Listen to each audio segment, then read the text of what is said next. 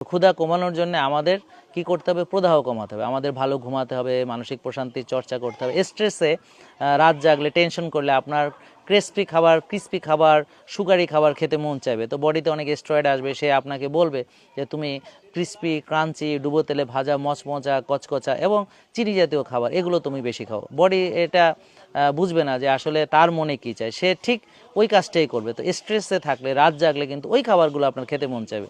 আর আপনার পেটে যদি বাজে ব্যাকটেরিয়া থাকে তখন আপনার কিন্তু বাজে খাবার খেতে মন চাইবে। কারণ ক্ষুধা কমানোর জন্য ভালো ব্যাকটেরিয়ার চাষ করা জরুরি, ডিটক্সিফিকেশন করা, কফি এনামা করা, প্রিবায়োটিক ফাইবারগুলো খাওয়া, প্রোবায়োটিক্সগুলো বা সিমবায়োটিক্সগুলো খাওয়া, সবজি খাবারগুলো চিবিয়ে চিবিয়ে খাওয়া, ঘুমাতে যাওয়ার 4 ঘন্টা আগে খাওয়া শেষ করা, মোট 8 ঘন্টা ঘুমানো, আর্লি ঘুমাতে যাওয়া, 9টা-10টার ভিতর ঘুমাতে যাওয়া, ভোরে ওঠা, গায়ে রোদ লাগানো, এক্সারসাইজ করা। তো এক্সারসাইজ করলে কিন্তু আমার ইনসুলিন রেজিস্ট্যান্স কমে। আর আমি যদি ফাস্টিংয়ের সঙ্গে এক্সারসাইজ করি তাহলে কিন্তু লেপটিন সেন্সিটিভ